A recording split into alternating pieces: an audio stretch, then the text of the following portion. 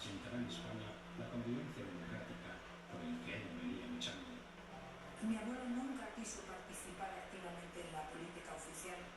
Incluso cuando su buen amigo Manuel Azaña le propone para presidente de la Segunda República, él se niega, porque su argumento siempre fue: los españoles son muy difíciles de gobernar. Sus trabajos son reconocidos por un extenso grupo de intelectuales, quienes en 1933 proponen su nombre como candidato al Premio Nobel de la Paz, galardón que finalmente no le fue concedido. En 1936 se jubila de la Cátedra de Madrid, el reconocimiento público a una labor sobresaliente es cada vez mayor. La Universidad de Columbia de Nueva York lo nombra doctor honoris causa. La Academia Checa de Ciencias, Literatura y Arte lo designa como uno de sus miembros y en su tierra natal recibe numerosos homenajes. Alicante le concede la medalla de oro de la ciudad, le nombra hijo predilecto y le dedica una calle principal, al igual que Campello, Elche y Oviedo. El golpe de Estado protagonizado por los militares en julio de 1936 sorprendió a Rafael Altamira en su residencia de vacaciones en Riaza, Segovia. El golpe de Estado del 36 tuvo efectos demoledores en alguien que siempre había defendido y creía en el entendimiento pacífico entre los humanos. Supuso para él un verdadero desplome de todos sus ideales. Yo creo que es el único momento que cayó en depresión en toda su vida, pero afortunadamente la fuerza de espíritu que tenía le mantuvo y sobrepasó este bajo instante de su moral. Sí, de gente de una gran valía, o sea, los científicos, historiadores, pintores, poetas, desgraciadamente para España no se quedaron aquí, por supuesto que vino una guerra civil y tuvieron que exiliarse, ¿no? Los beneficiarios de toda esta maravilla de gente que salió de los países que les abrieron las puertas, ¿no? Entre ellos México. Y allí volvió Altamira volvió a México exilado porque ella había estado en 1910 y había tenido grandes charlas con Justo Sierra, quien admiraba mucho a Altamira, conocía su obra, hicieron muy buena relación, ¿no? Incluso hay un historiador mexicano, Silvio Zavala, que también está influenciado por Rafael Altamira, y él volvió al exilio en México.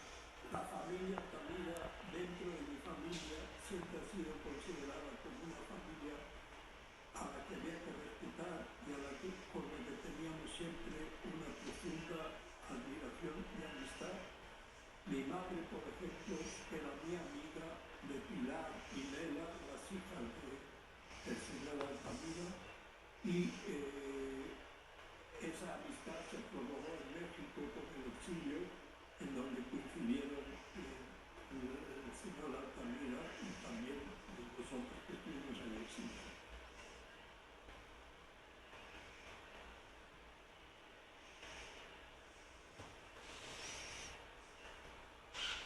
Siempre me he preguntado, incluso en el último libro que he escrito de diálogos con Rafael Altamira, se lo pregunto directamente a él: ¿cuántas horas tenían tus días? Porque para mí ha sido siempre un verdadero misterio de dónde sacaba el tiempo para viajar, para escribir, para dar conferencias, para dar clases, y todavía le sobraba para estar al día de todo lo que se escribía en francés, en inglés, en alemán, en las revistas especializadas de historia. Esto es realmente una capacidad de trabajo impresionante.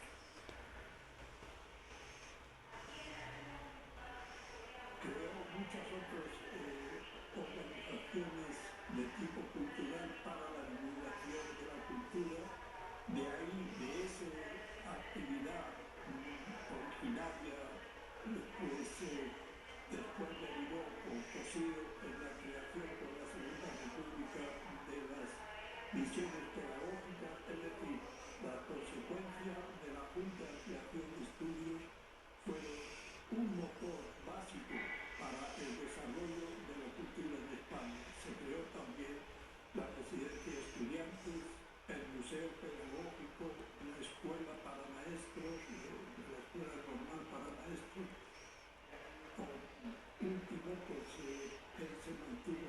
fiel a sus principios y murió en 1917.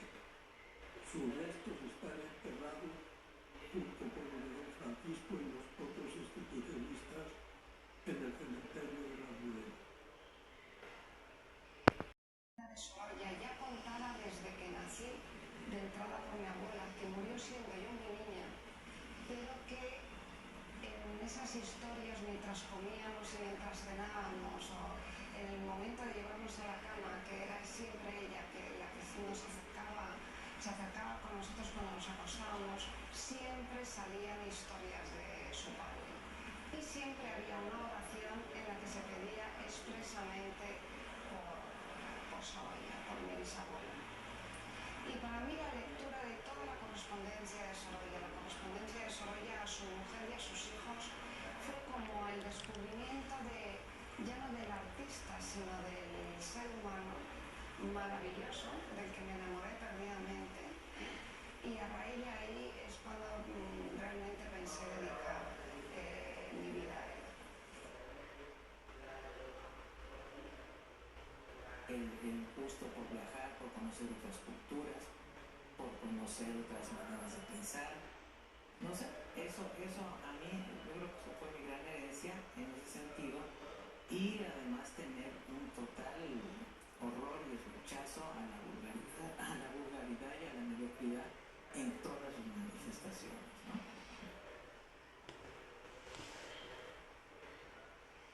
La principal repercusión que haya podido tener para mí la figura de mi bisabuelo ha sido entender como una obligación moral preservar su legado, que sea conservado, sus escritos, sus libros, y procurar que encuentre un lugar digno en la capital de Asturias donde puedan ser consultados por todos los interesados.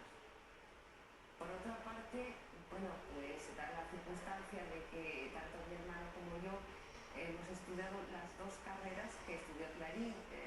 Mi hermano ha estudiado Derecho, yo Filosofía y Letras. Esa fue la formación académica que tuvo nuestro bisabuelo Clarín. A mí mi abuelo, por un lado, yo lo admiraba porque mi padre era un exagerado blasquista y se pasaba la vida diciendo: tú no puedes hacer esto porque eres la nieta de Blasco Ibáñez, tú no puedes venir tarde porque eres la nieta de Blasco Ibáñez. Y yo por un lado lo quería, pero por otro lado me complicó la vida como no te imaginas, porque en aquella época todo era, se miraba mucho, en fin, todo eso. Y yo, pues claro, cuando fui mayor y empecé a leer y empecé a estudiar su vida, porque mi madre tiene un libro de la biografía de su padre que ella ha escrito y lo tengo por publicar. Entonces, cuando todo eso, pues claro, comprendí que era una persona fuera de serie. Era un privilegiado, porque piense una cosa, en una época que no había radio ni televisión, Blasco hace internacional a Valencia con sus novelas